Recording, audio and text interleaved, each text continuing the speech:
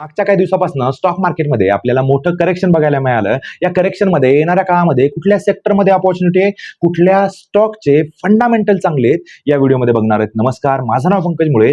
व्हिडिओची सुरुवात करूया. सगळ्यात पहिल्यांदा बघूया आपण की ज्यावेळेस आपल्याला पोर्टफोलिओ बनवायचा आहे, तर पोर्टफोलिओ बनवताना त्या पोर्टफोलिओमध्ये किती स्टॉक असले पाहिजे, तर ते जवळपास 15 ते 20 असले पाहिजे. असं का म्हणतोय मी?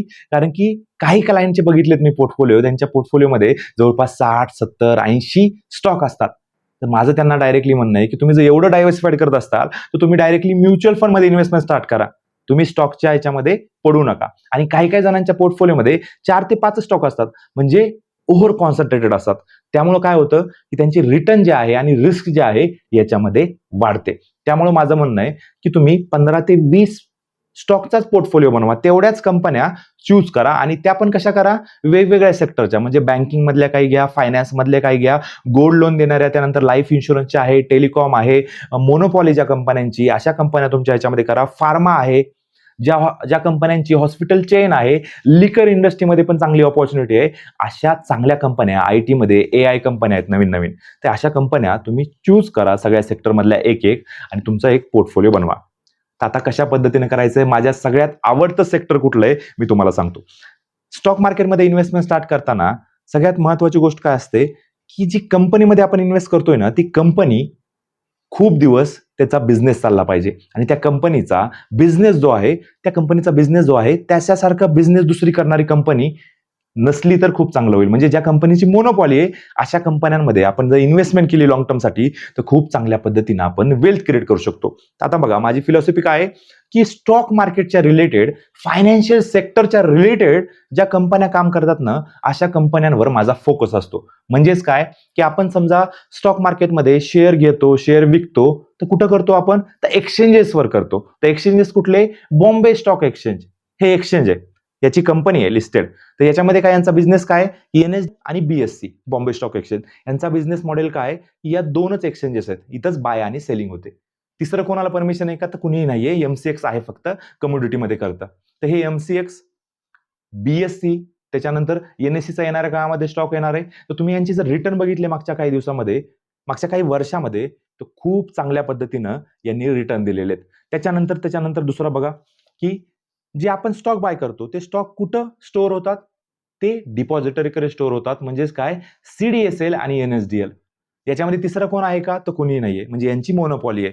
तर या कंपन्यांमध्ये तुम्ही लॉंग टर्म मध्ये चांगल्या पद्धतीनं वेल्थ क्रिएट करू शकता. त्याच्यानंतर जर बघितलं आपण, तर म्युच्युअल फंड सेक्टर बघा की दर महिन्यामध्ये म्युच्युअल फंडमध्ये 30,000 करोड रुपयाची SIP येते. म्युच्युअल फंडचा EOM बघितला आपण तर 85 लाख करोड रुपये झालेला आहे.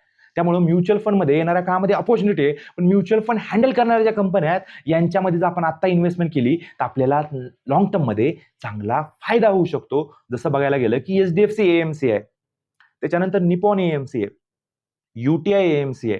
बँकिंगमध्ये जर बघितलं आपण तर ICICI प्रुडेन्शियल AMC आहे.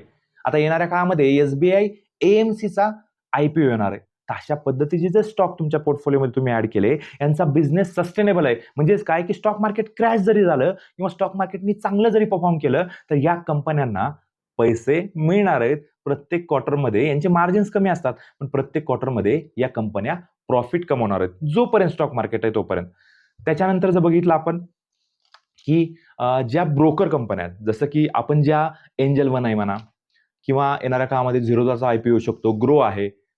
तर असे जे ब्रोकर आहेत, मोतीलाल ओसवाल आहे, आनंद राठी आहे, यांची जर तुम्ही रिटर्न बघितली आनंद राठीचे, तर मागच्या 2 वर्षामध्ये तुफान रिटर्न दिलेले आहेत. का दिलेले आहेत? कारण की यांचा जो बिझनेस आहे, बिझनेस मॉडेल जो आहे, खूप चांगला आहे. यांचे जर बघितलं तुम्ही, तर वेल्थ डिपार्टमेंट जे आहे ते खूप चांगल्या पद्धतीने काम करतंय आणि यांचे जर तुम्ही फायनान्शियल्स बघितले, दर क्वार्टरचे रिझल्ट बघितले, तर प्रत्येक क्वार्टरमध्ये चांगलं प्रॉफिट जनरेट करते. हे कुठल्याही प्रकारचं रिकमेंडेशन नाहीये.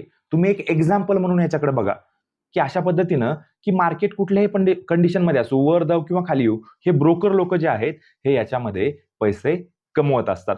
तर याच्या पद्धतीनं मी या अशा थीम्समध्ये इन्व्हेस्टमेंट करतो. त्याच्यानंतर बघा तुम्ही, त्याच्यानंतर जर बघितलं आपण, तर रेल्वे इंडस्ट्रीमध्ये की आपल्या इथं खूप मोठं रेल्वेचं जाळ आहे.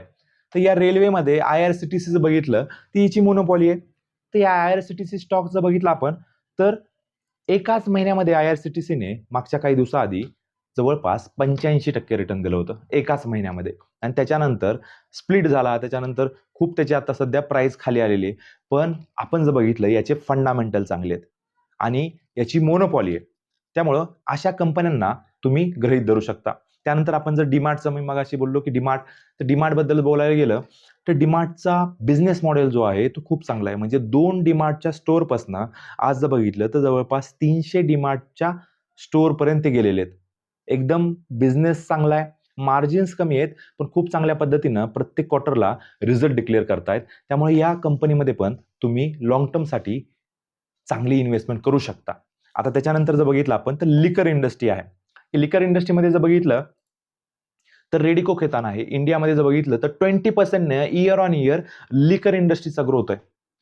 तर लिकर इंडस्ट्रीमध्ये पण जसं की रेडिको खेतान आहे, युबीएल आहे, अशा पद्धत टिळकनगर इंडस्ट्री आहे, अशा प्रकारच्या ज्या कंपन्या आहेत यांचे जर तुम्ही फंडामेंटल बघितले तर तुम्हाला याच्यामध्ये कळेल की याच्यामध्ये चांगली अपॉर्च्युनिटी आहे आणि मागच्या काही दिवसामध्ये खूप चांगल्या पद्धतीनं यांनी रिटर्न दिलेले आहे. त्यानंतर सिगरेट बनवणाऱ्या कंपन्या जसं की आयटीसी आहे, खूप छोट्या म्हणजे छोट्या कंपन्या आहेत स्मॉल कॅपमध्ये. या कंपन्यांचे जर तुम्ही क्वार्टर रिझल्ट बघितले तर याच्यामध्ये इयर ऑन इयर ग्रोथ जी आहे ती एक्सपोनेन्शियल आहे आणि खूप चांगल्या पद्धतीनं ते परफॉर्म करतायत. त्याच्यानंतर बघितलं आपण तर फार्मा सेक्टर जे आहे, की फार्मा सेक्टरमध्ये आपण बघू शकतो की जे कंपन्या आहेत फार्मा, म्हणजे आपण सिप्ला म्हणा किंवा लुपिन म्हणा, ऑरविंदो फार्मा म्हणा, या फार्मा कंपन्यांच्या ब्ल्यू चिप कंपन्या आहेत.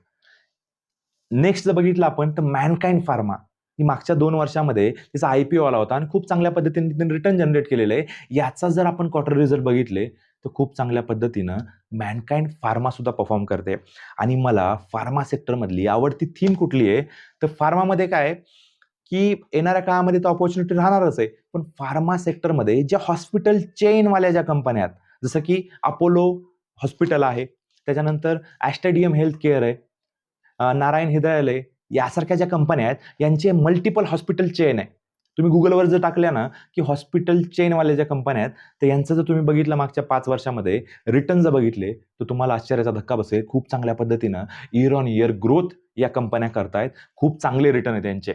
गव्हर्नमेंट कंपन्यांबद्दल तुम्हाला काय वाटतं? आता बघा प्रॉब्लेम काय की गव्हर्नमेंट ज्या पीएसयू बँक आहेत म्हणा किंवा गव्हर्नमेंट कंपन्या ज्या आहेत यांच्याकडं थोडंसं माझा निगेटिव्ह दृष्टिकोन असतो. कारण की याच्यामध्ये गव्हर्नमेंटचा हिस्सेदारी असते आणि याच्यामध्ये ढवळाढवळ किंवा याच्यामध्ये काहीतरी फ्रॉड होण्याचे चान्सेस मला वाटतात. त्यामुळे मी पीएसयू बँका म्हणा किंवा पीएसयू कंपन्या यांच्यापासून थोडंसं दूर राहतो.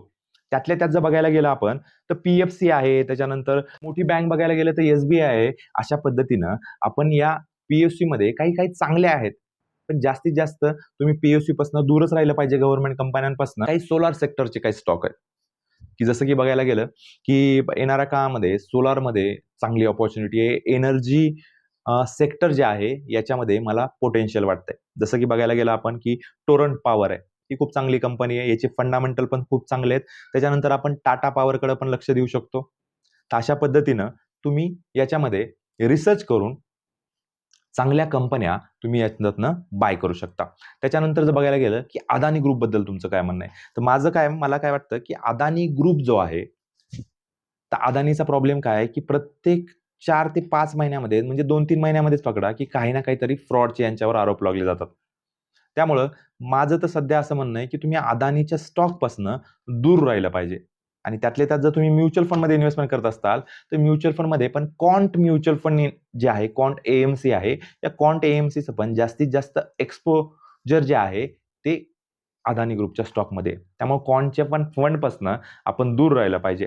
त्यातल्या त्यात जर बघायला गेलं तर अदानी पॉवर जो स्टॉक आहे, याचे जर फंडामेंटल बघितले, याचं जर बिझनेस मॉडेल जर बघितलं, तर मला कुठेतरी याच्यामध्ये चांगलं वाटतंय की अदानी ग्रीन म्हणा, अदानी पॉवर म्हणा, हे एनर्जी सेक्टरमध्ये चांगले काम करतायत. त्यामुळे एक्सपोजर जर करायचं असेल तरी खूप कमी अमाउंटमध्ये तुम्ही त्याच्यामध्ये करू शकता. की म्युच्युअल फंडचे काही बॅकग्राऊंड सांभाळणाऱ्या कंपन्या, जसं की बघायला गेलं ऑपरेशन सांभाळणाऱ्या कंपन्या, माय कॅम्प्स आहे. तर ही कंपनी सुद्धा खूप चांगली आहे. बिझनेस मॉडेल सिंपल आहे, की जे आपण ट्रान्झॅक्शन करतो एएमसी सोबत, याचं बॅकग्राऊंडमध्ये स्टोअर करणं म्हणा किंवा ऑपरेशन्स म्हणा, हे माय कॅम्प सांभाळते. त्याच्यानंतर आपण के फिनटेक बघा, की के फिनटेक आहे, की आपण ज्यावेळेस आयपीओला अप्लाय करतो, त्यावेळेस ही कंपनी आपली IPOची सगळी प्रोसेस जी असते ना ही के फिनटेक करते. म्युच्युअल फंड्स काही याच्याकडं हाऊसेस चं ऑपरेशन सांभाळण्याचं काम आहे. तर ही के फिनटेक कंपनी सुद्धा खूप चांगल्या पद्धतीनं काम करते. त्याच्यानंतर जर बघितलं आपण की ऑटो इंडस्ट्रीमध्ये ठीक आहे. भरपूर लोकांना टाटा मोटर्सच्या पलीकडं ऑटो इंडस्ट्रीमध्ये काय अपॉर्च्युनिटी आहे याच्याकडे लक्ष नसतं. आपण जर बघितलं तर मागच्या काही वर्षाआधी इलेक्ट्रिक व्हेइकलचा एक इंडियामध्ये आलं होतं. त्यावेळेस ओलेक्ट्रा ग्रीनटेक नावाचा एक शेअर होता. पुण्यामध्ये PMT ओलेक्ट्रा ग्रीनटेक कंपन्यांच्या खूप चालत होत्या. त्यावेळेस मी आयडेंटिफाय केला होता जवळपास ₹138 ला. त्याच्यानंतर राकेश झुंझुनवाला यांनी त्याच्यामध्ये इन्व्हेस्टमेंट केली. आज जर बघितलं तर जवळपास ₹2000 पर्यंत गेला होता आणि आता सध्या तुम्हाला या मार्केटच्या करेक्शनमध्ये तुम्हाला एक 900, 950, ₹1000 पर्यंत त्याची आता सध्या प्राइस आलेली आहे. त्यामुळं अशा काही चांगल्या कंपन्या तुम्ही लाँग टर्मसाठी तुमच्या मार्केटमध्ये तुमच्या नजरेला जे दिसतात ना, त्याच्यावर तुम्ही एनालिसिस करून त्याच्यामध्ये इन्व्हेस्टमेंट करू शकता. तर त्याच्यानंतर जर बघितलं आपण तर टायर इंडस्ट्रीमध्ये अपोलो टायर आहे. त्याच्यानंतर सीएट टायर आहे. याच्यामध्ये पण तुम्ही लाँग टर्ममध्ये चांगली याच्यामध्ये वेल्थ क्रिएट होऊ शकते. त्यानंतर बजाज ऑटो आहे. त्यानंतर सोनाकॉम आहे. आता मागच्या काही दिवसामध्ये सोनाकॉम जी आहे कंपनी, ही काय करते की एक्सपोर्ट करते इलेक्ट्रिक व्हेइकलचे पार्ट. पण याचं जर बघितलं आपण तर मागच्या काही वर्षामध्ये यांनी खूप चांगले रिटर्न दिलेले नाहीयेत. तर अशा पद्धतीनं तुम्ही या कंपन्यांमध्ये एस्कॉट आहे, ट्रॅक्टर सेगमेंटमध्ये खूप चांगल्या पद्धतीनं काम करते. स्टॉकने पण खूप चांगल्या पद्धतीचं रिटर्न दिलेलं आहे. तर एस्कॉट कुबोटा, बॉश आहे, त्यानंतर एक्साईड इंडस्ट्री एक्साईड आहे म्हणजे आपण ह्याच्यामध्ये लिथियम आयन बॅटरीमध्ये काम करणारी अमराजा बॅटरी आहे, एक्साईड इंडस्ट्री आहे. अशा पद्धतीनं तुम्ही ऑटो सेक्टरकडं पण फोकस देऊ शकता. तर काही न्यू एज कंपन्या आहेत. जसं की आपण जर बघितलं तर लेन्सकार्ट आहे. त्यानंतर पेटीएम आहे. पेटीएम जर बघितलं आपण तर पेटीएमच्या बिझनेस मॉडेलमध्ये प्रॉब्लेम होता. ओला इलेक्ट्रिकच्या बिझनेस मॉडेलमध्ये प्रॉब्लेम होता. या ज्या न्यू एज कंपन्या असतात ना, याच्यामध्ये इन्व्हेस्टमेंट करताना किंवा नवीन IPO जे लोकं आणतात, या कंपन्यांमध्ये इन्व्हेस्टमेंट करताना याचं बॅकग्राऊंड जाणून घेणं खूप महत्त्वाचं आहे. कारण की काय आता सध्या इंडियामध्ये प्रॉब्लेम काय, या कंपन्या नवीन IPO घेऊन येत आहेत. पण हे काय करतायत, की जे जुने इन्व्हेस्टर आहेत, या लोकांना ते त्या कंपनीमधनं एक्झिट करवतायत आणि यांचा जर पर्सेंटेज बघितला आपण, तर खूप कमी पर्सेंटेज यांचं या कंपन्यांमध्ये असतं. त्यामुळे जे लोकांनी इन्व्हेस्टमेंट केलेली आहे आधीच्या, त्या लोकांना प्रॉफिट होत आहे. पण आपण वरच्या प्राईसला तिथं अडकून बसतोय. पेटीएमबद्दल बोलायचं झालं, की ₹2000 ला गेला होता IPO आल्यानंतर. त्याच्यानंतर आज बघितलं तुम्ही, तर मागच्या 2 वर्षामध्ये स्टॉकचे जर रिटर्न बघितले, तर आपण मायनसमध्ये आहेत. त्याच्यानंतर आपण Zomato बघा, की Zomatoने खूप चांगल्या पद्धतीचे रिटर्न दिले. पण आत्ता मागच्या काही दिवसापासून Zomatoचा स्टॉक जो आहे, तो खाली आलेला आहे. लेन्सकार्ट जर बघितला तर मागच्या काही दिवसापासून लेन्सकार्टमध्ये तुम्हाला चांगली अपॉर्च्युनिटी दिसते. तुम्ही जर बघितलं असेल पुणे, मुंबईसारख्या स्टोअरमध्ये जर तुम्ही लेन्सकार्टच्या जर स्टोअरला गेलात, तुम्हाला तिथं दिसेल की या कंपनीचा बिझनेस कशा पद्धतीनं ग्रोथ होते. म्हणजे काही तुम्हाला सराउंडिंग बघायचंय, की कुठल्या कंपनीचे दुकानामध्ये गर्दी आहे, कुठल्या कंपनीमध्ये चांगला बिझनेस होतोय, याचं क्वार्टरली एनालिसिस करायचं, थोडंसं बघायचं ही किती प्रॉफिट कमवते कंपनी आणि त्याच्यानंतर त्याच्यामध्ये एंट्री करायचा प्रयत्न करायचा. अशा पद्धतीनं तुम्ही सेक्टर एनालिसिस, स्टॉकचं एनालिसिस करायचं आहे आणि लाँग टर्मसाठी आपल्याला त्या शेअरमध्ये इन्व्हेस्टमेंट करायची आहे. आणि एक प्रॉब्लेम आहे, की काय आहे, की लोकं इन्व्हेस्टमेंट करतात शेअरमध्ये, पोर्टफोलिओ बनवतात. पण प्रॉब्लेम काय आहे, की चांगली कंपनी चालणारी जी आहे ती सेल करतात. तर असं कधीही करायचं नाहीये. आपण जी इन्व्हेस्टमेंट करतोय ना, ती लाँग टर्मसाठी करतोय.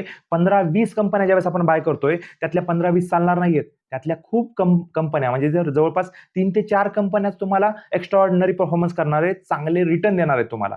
त्यामुळे माझं म्हणणं आहे, की आपण ज्यावेळेस एखाद्या कंपनीमध्ये इन्व्हेस्ट करतो, त्यावेळेस त्याचा व्ह्यू जो असतो, तो लाँग टर्मचा असला पाहिजे. म्हणजे खूप वर्षानंतर म्हणजे खूप वर्ष मला त्या कंपनीमध्ये इन्व्हेस्टमेंट करायची आहे, असा दृष्टिकोन असला पाहिजे. तरच शेअर मार्केटमध्ये, स्टॉक्समध्ये तुम्ही इन्व्हेस्टमेंट करायला पाहिजे.